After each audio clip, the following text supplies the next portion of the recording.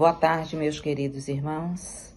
Que a paz de Jesus esteja sempre com todos nós. Vamos dar início a mais um trabalho de amor.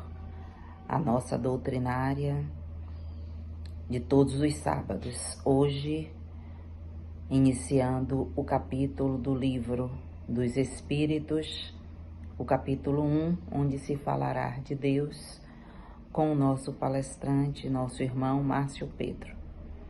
Vamos fazer a oração que Jesus nos ensinou, convidá-lo, Jesus, para estar conosco e dar início ao trabalho.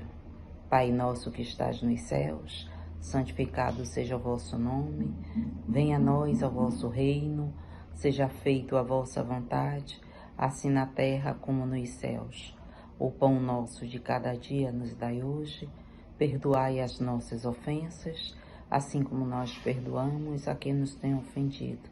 Não nos deixes cair em novas tentações, nos livrando de todos os males, que assim seja. Márcio, o Estrela Guia é todo seu. Boa palestra. Boa noite a todos, boa noite família SEG. Vamos começar mais uma doutrinária aqui do Centro Espírita Estrela Guia de Itapuã.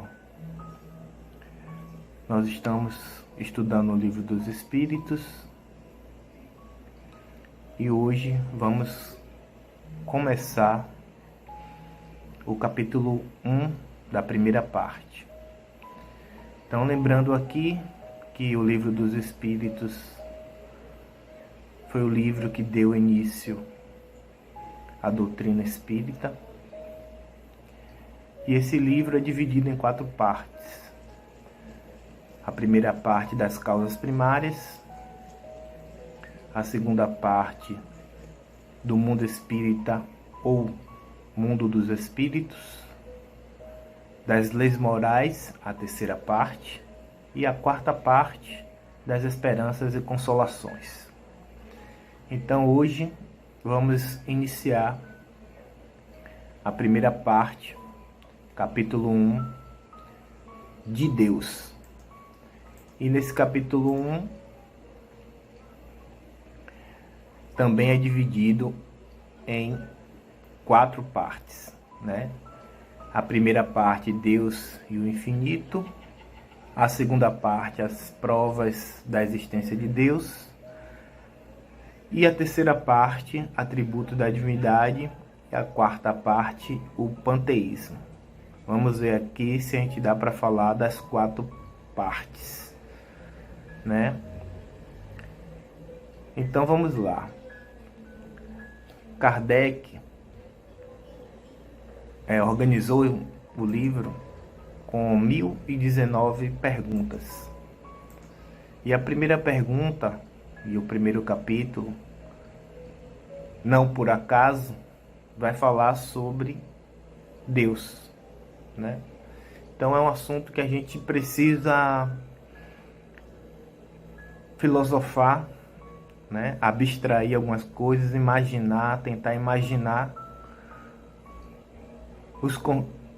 a construção desse Deus, né? Através do conceito que os espíritos trouxeram, né? Que é um conceito para que a gente tivesse uma noção, um entendimento desse Deus. Então, a primeira pergunta começa assim: o que é Deus? Né? Essa primeira pergunta já tira a visão antropomórfica, né? Daquele Deus humano, com características humanas que nossa cultura cultivou durante muito tempo, né? Aquele Deus que está lá no céu, castigando e beneficiando, né? A depender das ações uns e privilegiando outros. E aí os espíritos respondem: Deus é a inteligência suprema, causa primária de todas as coisas. Então não existe algo maior que Deus. Deus é o início de tudo. É o princípio, a causa primária de todas as coisas. É o Criador.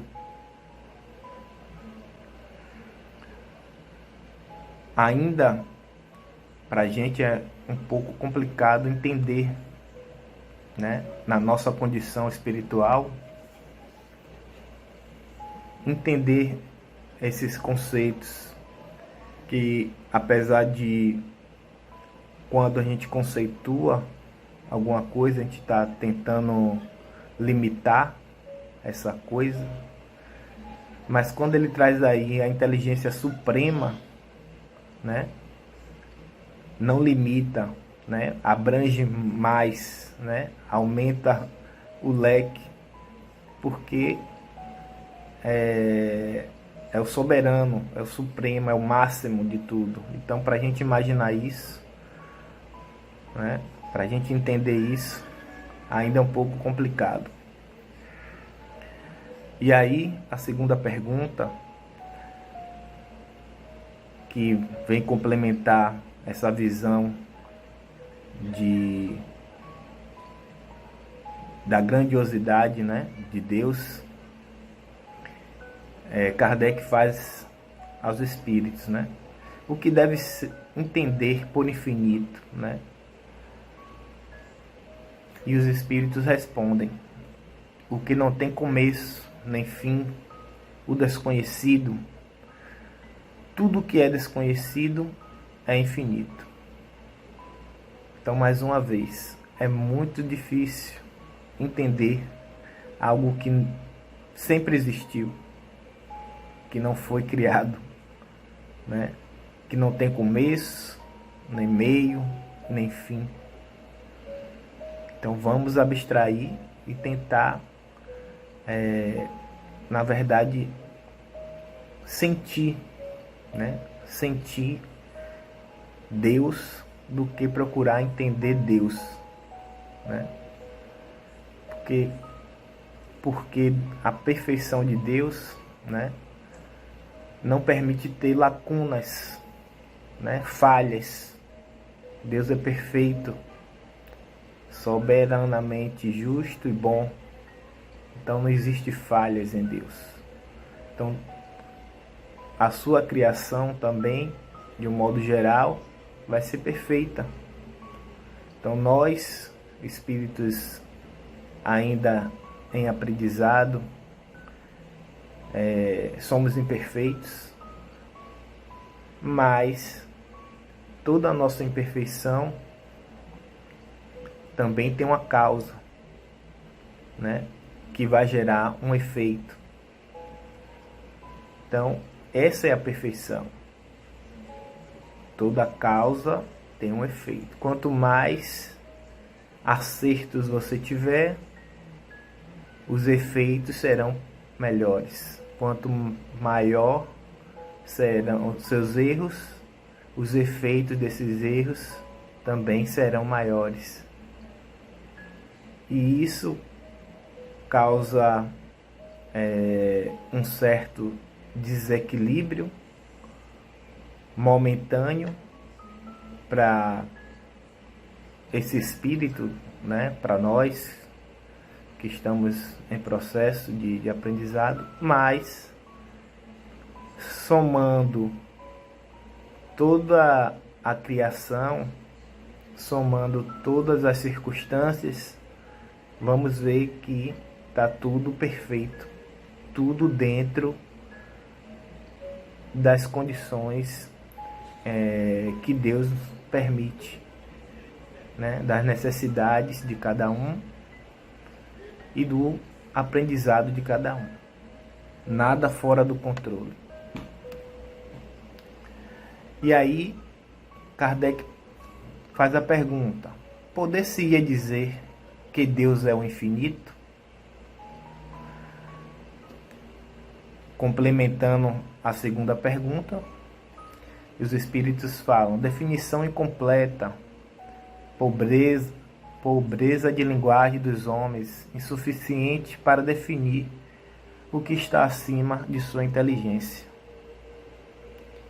E ainda tem um comentário aqui de Kardec, que ele fala: Deus é o infinito em suas perfeições, mas o infinito é uma abstração. Dizer que Deus é o infinito é tomar o atributo de uma coisa pela mesma coisa.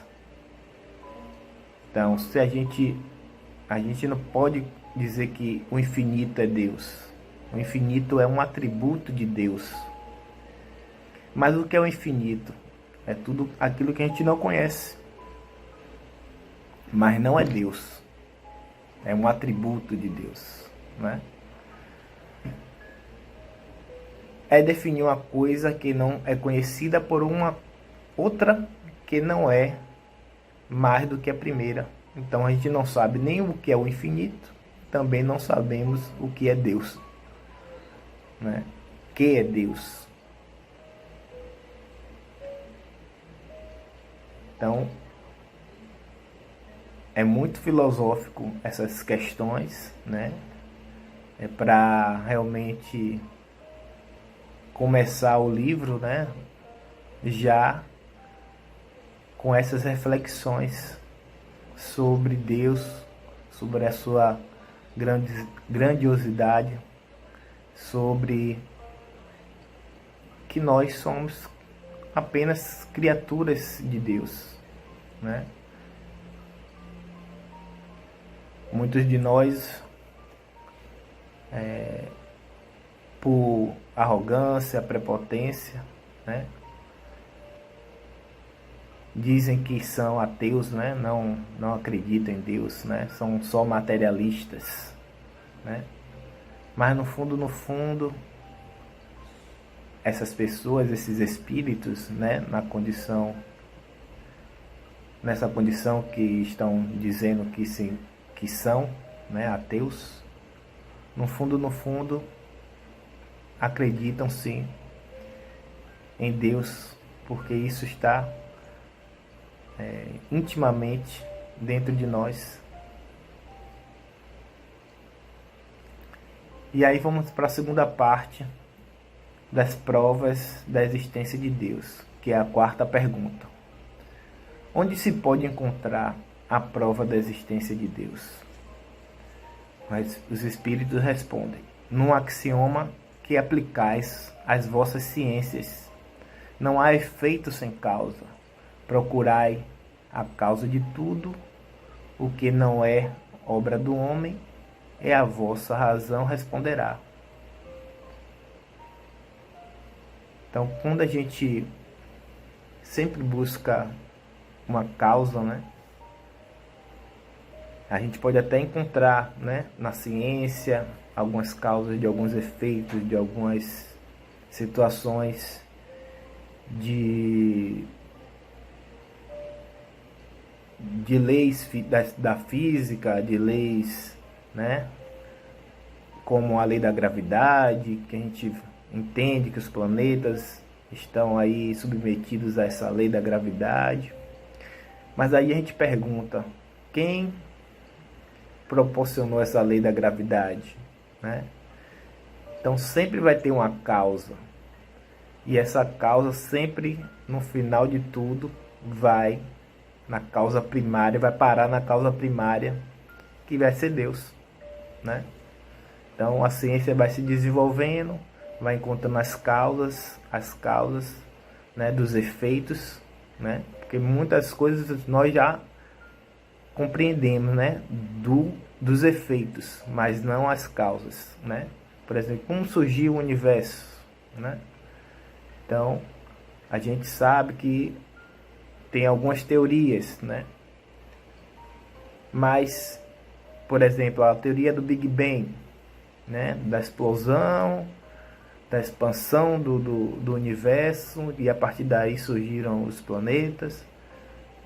Mas quem foi como é que gerou? Qual é a causa do Big Bang?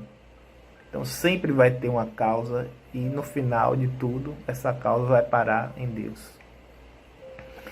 Kardec comenta: para crer-se em Deus basta se lançar o olhar sobre as obras da criação. O universo existe, logo tem uma causa. Duvidar da existência de Deus é negar que todo efeito tem uma causa e avançar que o nada pode fazer alguma coisa. Então o nada não existe.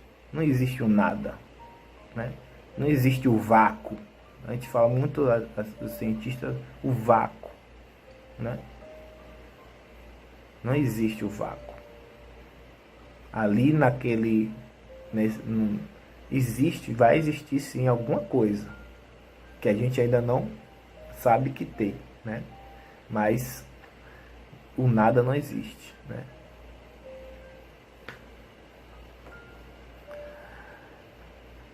Eu vou ler aqui um textozinho que fala um pouco sobre essa questão da existência de Deus.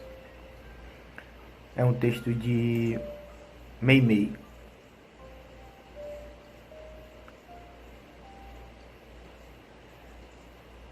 Conta-se a existência de Deus, o título. Conta-se que um velho árabe analfabeto orava com tanto fervor e com tanto carinho cada noite que, certa vez, um rico chefe de grande caravana chamou à sua presença e lhes perguntou: por que oras com tanta fé? Como sabes que Deus existe, quando nem ao menos sabe ler? O crente fiel respondeu: grande Senhor, conheço a existência de nosso Pai Celeste pelos sinais dele. Como assim? Indagou o chefe admirado. O servo humilde explicou-se: quando o Senhor receber uma carta de uma pessoa ausente, como reconhece quem a escreveu? Pela letra. Quando o Senhor recebe uma joia, como é que se informa quanto ao autor dela? Pela marca do ourives. O empregado sorriu e acrescentou: quando houve passos de animais ao redor da tenda, como sabe depois se foi um carneiro, um cavalo ou um boi? Pelos rastros, respondeu o chefe surpreendido. Então, o velho crente convidou-o para fora da barraca e, mostrando-lhes o céu, onde a lua brilhava, cercada por multidões de estrelas, exclamou respeitoso: Senhor, aqueles sinais lá em cima não podem ser dos homens? Não podem ser dos homens. Nesse momento, o orgulhoso caravaneiro, de olhos lacrimosos, ajoelhou-se na areia e começou a orar também. É como Kardec comentou, né? Pela obra que se conhece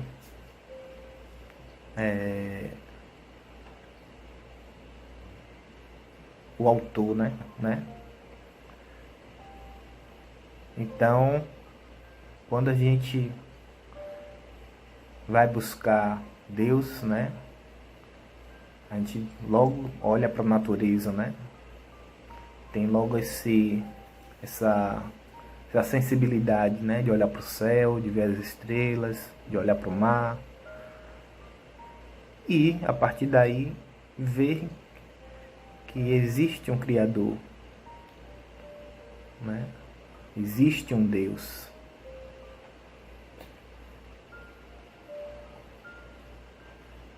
A questão é a gente ter olhos para ver, né? A gente querer enxergar isso.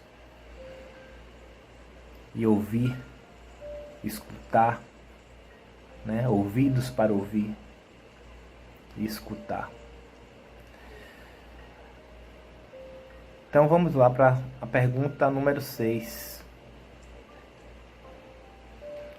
A número 5. Que consequência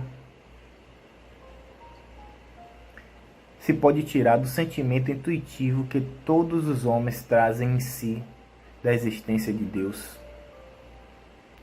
A de que Deus existe, pois os espíritos respondendo, né? A de que Deus existe, pois de onde lhes viria esse sentimento se não tivesse uma base?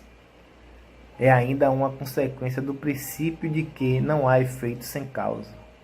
Então, nós, criaturas de Deus, né, temos o princípio em Deus, né? Temos isso intimamente nas nossas consciências, né, de que existe um Deus que nos criou. Por isso que desde os primórdios da humanidade temos esse sentimento, né, de que existe algo maior, que antigamente se expressava, né, pela natureza, né? Pela natureza, né?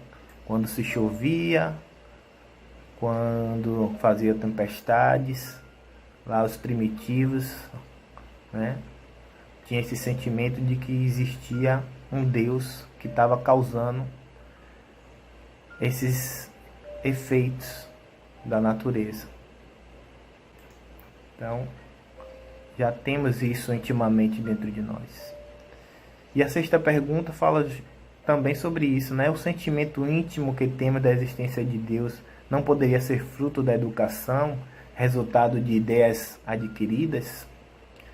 Os espíritos falam: se assim fosse, por que existiria nos vossos selvagens esses sentimentos? É o que eu acabei de falar, né? Eu antecipei aqui um pouco, mas eu acabei de falar, né? Lá nos primórdios da humanidade já sentíamos, né, essa existência de Deus nas nossas consciências, e isso era expresso pelos efeitos da natureza. Se o sentimento da existência de um ser supremo fosse tão somente produto de um ensino, não seria universal e não existiria senão nos que houvessem podido receber esse ensino, conforme se dá com as noções científicas. Realmente, a cultura é aprendida, a cultura é algo que é aprendido, são costumes que são aprendidos. Realmente, poderia a gente ter esse sentimento através desse ensino, dessa cultura? Poderia, né? Poderíamos sim, mas e aqueles que não tiveram esse ensino e também sentem como os selvagens? Da onde que vem isso? Né? Sétima pergunta. Pergunta número 7. Poder-se achar nas propriedades íntimas da matéria a causa primária da formação das coisas? Resposta. Mas então, qual seria a causa dessas propriedades? É indispensável sempre uma causa primária. O comentário de Kardec. Atribuir a formação primária das coisas às propriedades íntimas da matéria seria tomar o efeito pela causa, porquanto essas propriedades são também elas um efeito que há de ter uma causa. Então sabemos que os elementos gerais do universo, conforme a doutrina espírita, né? O próprio Livro dos Espíritos, lá mais na frente, tem uma pergunta que Kardec faz sobre os elementos gerais do universo. E os espíritos respondem que existe a matéria e o espírito e Deus, né? Então Deus é o Criador, é a causa primária dessa matéria e dos espíritos. A partir daí a gente pode entender que essas propriedades íntimas da matéria são efeitos, também efeitos, né? Não são causas. Vamos lá. O que se deve pensar da opinião? Pergunta número 8. O que se deve pensar da opinião dos que atribuem a formação primária a uma combinação fortuita da matéria ou por outra ao acaso?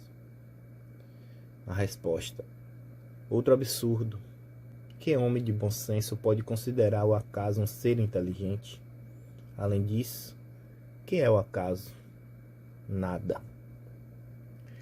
Kardec ainda faz um comentário. A harmonia que regula o mecanismo do universo panteteia combinações e desígnios determinados e, por isso mesmo, revela um poder inteligente. Atribuir a formação primária ao acaso é insensatez, pois que o acaso é cego e não pode produzir os efeitos que a inteligência produz. Um acaso inteligente já não seria o acaso. Então aqui a gente pode comentar sobre a perfeição, né, da vida em si. Não existe casualidade nos acontecimentos. Não existe aconteceu do nada, né? Tudo tem uma razão de ser, tudo tem um porquê. Às vezes nós não sabemos, não temos compreensão, né, do que se trata, mas existe uma razão de ser, uma necessidade, né? E isso que faz dessa perfeição, né, da vida, da perfeição da criação, né, de Deus mesmo. Pergunta número 9. Em que é que, na causa primária, se revela uma inteligência suprema e superior a todas as inteligências? Tendes um provérbio que diz: pela obra se reconhece o autor. Pois bem, vede a obra e procurai o autor. O orgulho é que gera a incredulidade. O homem orgulhoso nada admite acima de si, por isso é que ele se denomina a si mesmo de espírito forte. Pobre ser, que um sopro de Deus pode abater. Kardec comenta: do poder de uma inteligência se julga pelas suas obras, não podendo nenhum ser humano criar o que a natureza produz. A causa primária é, conseguintemente, uma inteligência superior à humanidade. Quaisquer que sejam os prodígios que a inteligência humana tem operado, ela própria tem uma causa, e por quanto maior for o que opere, tanto maior há de ser a causa primária. Aquela inteligência superior é que é a causa primária de todas as coisas, seja qual for o nome que lhe deem.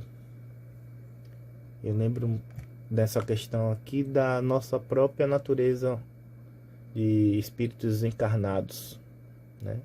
O nosso corpo humano, a complexidade do nosso corpo humano trabalhando de forma harmônica, né? Os órgãos, as células, os bilhões de células que temos no nosso corpo. Então, da onde vem isso, né? Quem opera isso aí? Qual é a causa disso tudo? Vamos agora para os atributos da divindade. Pergunta número 10. Pode o homem compreender a natureza íntima de Deus? Não, falta-lhes para isso um sentido. Aí tem um exemplo que sempre é dado nessa pergunta, é sobre se um cego consegue compreender. Se você mostrar para ele uma cor, por exemplo, né? Qual vai ser a compreensão desse cego né, que não consegue enxergar, de uma cor, né?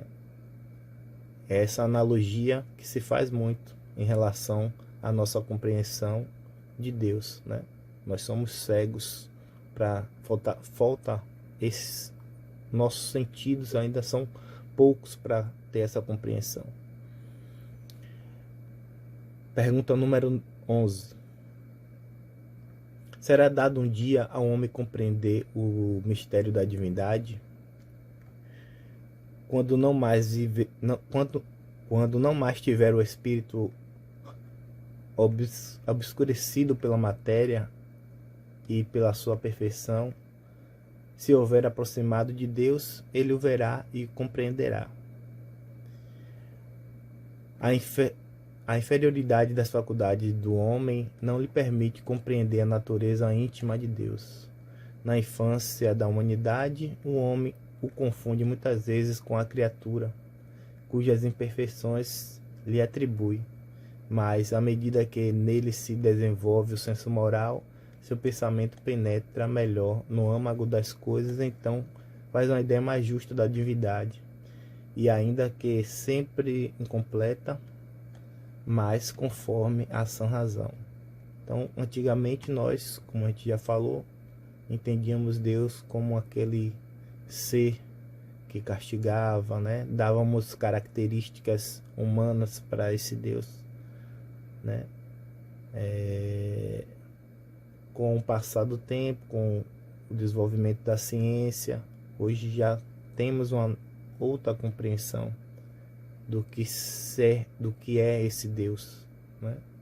Com o advento do próprio Espiritismo, né? O Consolador prometido, já temos uma outra noção, né?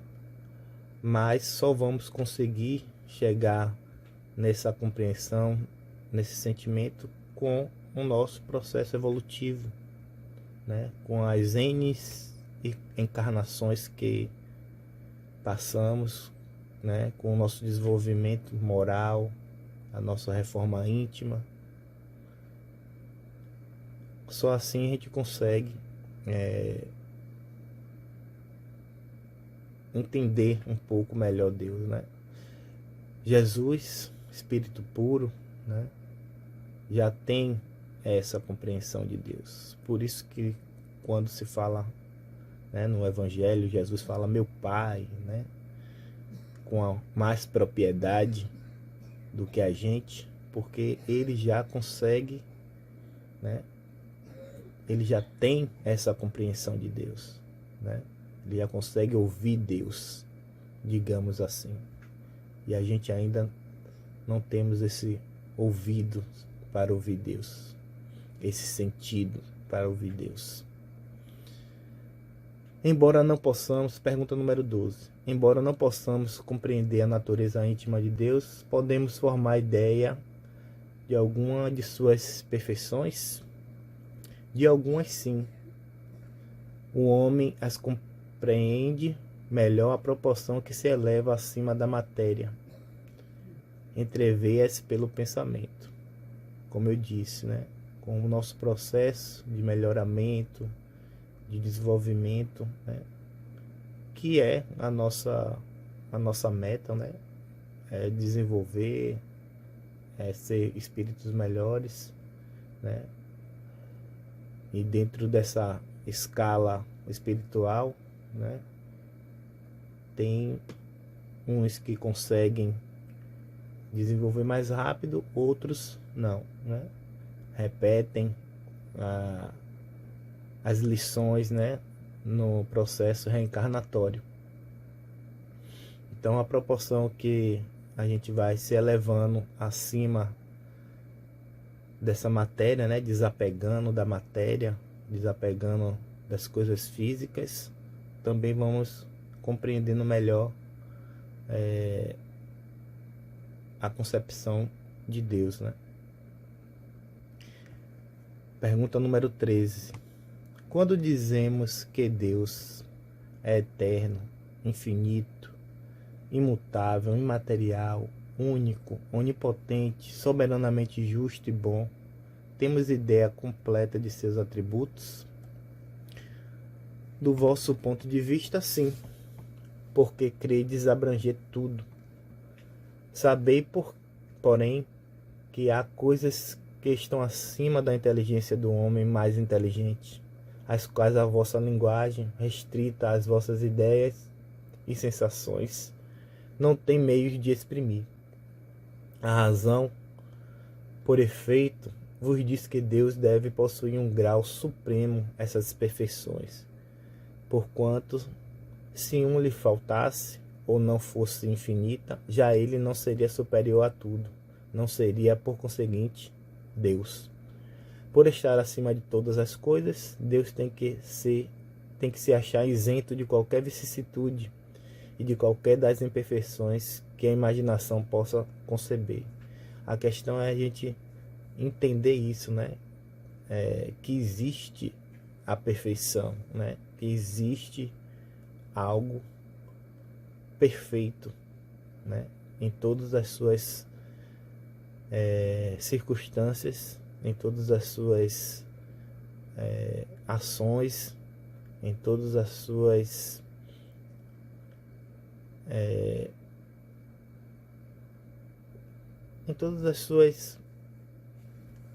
atitudes, né? Então existe essa perfeição. Então, para muitos de nós é difícil compreender, porque achamos que Deus pode ser igual a gente, né? Quando se fala lá que nós somos imagem, semelhança de Deus, né? É porque nós temos a essência espiritual, né? Somos espíritos, criaturas de Deus. Então, Deus é um ser espiritual. Mas ainda estamos muito aquém, né, de compreender essa perfeição, porque somos muito imperfeitos. Então, o parâmetro para a gente ter como um norte ainda é muito distante da nossa inteligência, né, da nossa concepção, né, de entender essa perfeição. Deus é eterno. Se tivesse tido o princípio, teria saído do nada. Ou então, também teria sido criado por um ser anterior. É assim que, de degrau em degrau, retomamos ao infinito e à eternidade. Então, a gente conceber algo que sempre existiu, que não foi criado, né? E se foi criado, ele não vai ser mais Deus. Quem criou ele, que será Deus, né? Então a gente vai sempre remontando ao infinito e à eternidade, né? Porque existe alguma coisa primeira de tudo, causa primária de tudo, independente do nome que se dê. É imutável. Se estivesse sujeito a mudanças, as leis que regem o universo nenhuma estabilidade teriam. Então Deus não muda de opinião, Deus não cria uma lei e depois não, vamos mudar aqui, que isso aqui tem que se ajustar a certa situação lá do planeta Terra para satisfazer a B, a C. Não. A lei em qualquer lugar do universo vai funcionar da mesma forma, né? Então a gente tem muito ainda que aprender sobre essas leis, principalmente as leis morais, né? A lei dos bons pensamentos que vão gerar bons pensamentos. A lei dos maus pensamentos que vão gerar mais situações, né? E maus pensamentos vão atrair maus pensamentos. É imaterial. Quer isto dizer que a sua natureza, diferente de tudo que chamamos matéria. De outro modo, ele não seria imutável, porque estaria sujeito às transformações da matéria. Então a matéria pode ser transformada, a matéria tem a sua constituição, né? Nós nascemos, né? O nosso corpo, a gente nasce, cresce, né? Depois morremos, depois a terra se mistura com os nossos restos mortais, que já vai servir para uma outra situação. Então nós temos esse processo de transformação, de perecimento, né? Nós somos perecíveis, né? E o espírito, ele evolui, se transforma, mas ele nunca se acaba, né? O espírito é imortal, não é eterno, né? Nós falamos que Deus que é eterno, porque o eterno é aquilo que não tem início, nem fim e nem meio, né? O espírito teve um início, então nós somos imortais. Depois que somos criados, né? Aí tendemos o infinito, que é aquilo que é desconhecido, né? Mas não somos eternos. É único. Se muitos deuses houvesse, não seria unidade de vistas, nem unidade de poder na ordenação do universo, né? Se tivesse vários deuses, cada um fazendo uma coisa, eu acho que a harmonia do universo não seria como um Deus único, né? Então é necessário que haja um Deus único para que haja essa harmonia, né? É tipo que tivesse vários gerentes de uma empresa mandando cada um ao seu bel prazer nos funcionários no mesmo setor, né? Vários gerentes de um mesmo setor mandando cada um desfazendo do outro, né? É uma analogia que eu estou tentando fazer aqui. Então, um Deus único centraliza, né, nele toda essa harmonia, toda essa perfeição. É onipotente. Ele o é porque é único. Se não dispusesse do soberano poder, algo haveria mais poderoso ou tão poderoso quanto ele, que então não teria feito todas as coisas.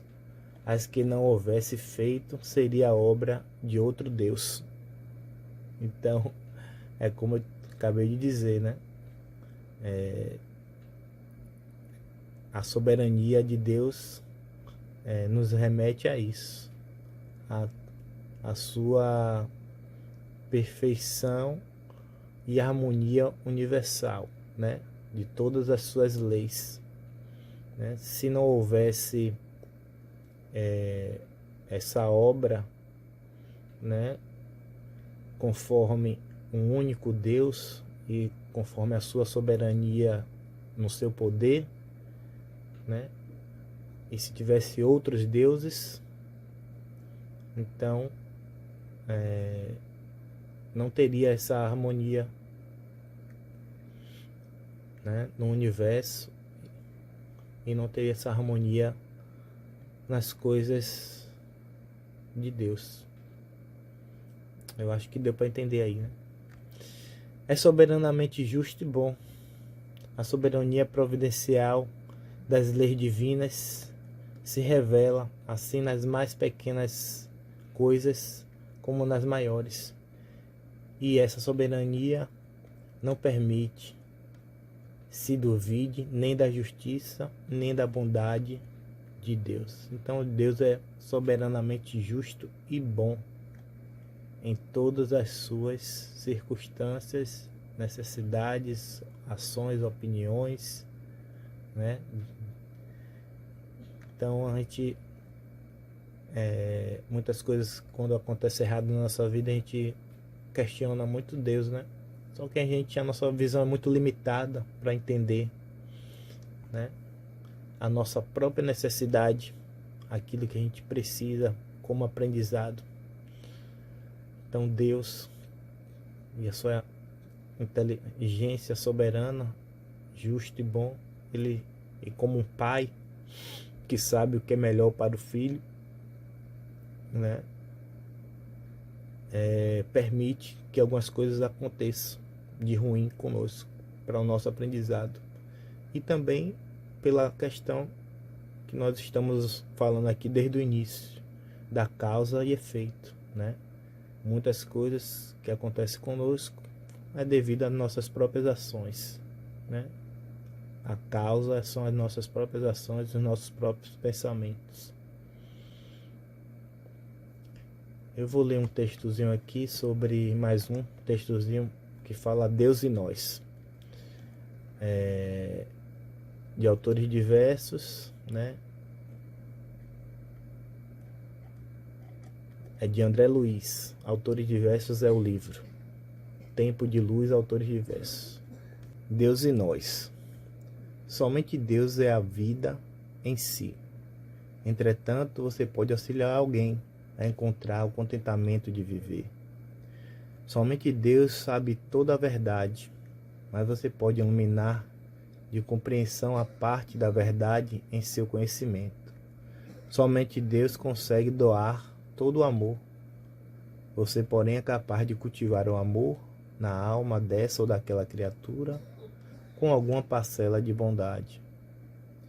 Somente Deus é o Criador da verdadeira paz. No entanto, você dispõe de recursos para ceder um tanto em seus pontos de vista para que a harmonia seja feita.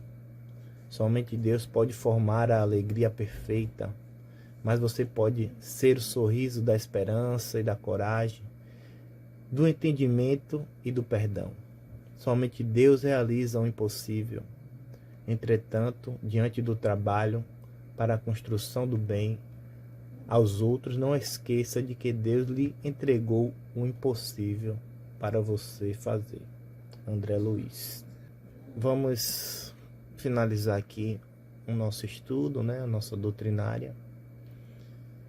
Vão faltar aqui as perguntas do panteísmo, né? 14, 15 e 16 desse capítulo 1, para não ficar muito extenso.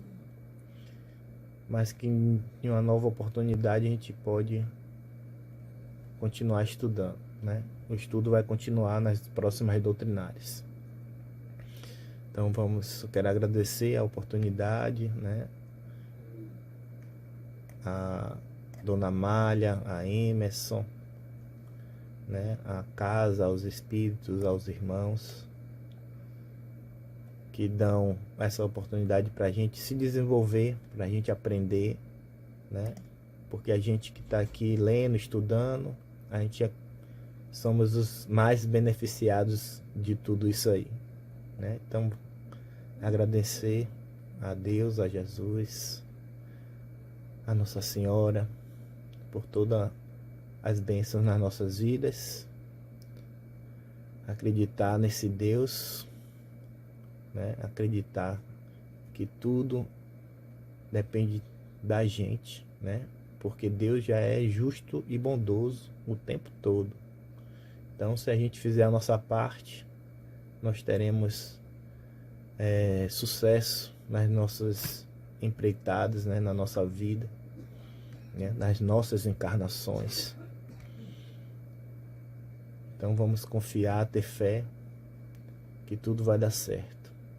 É um momento difícil do planeta, é um momento difícil na vida de todos nós que estamos aqui, mas com fé, com resignação, nós passaremos por tudo isso.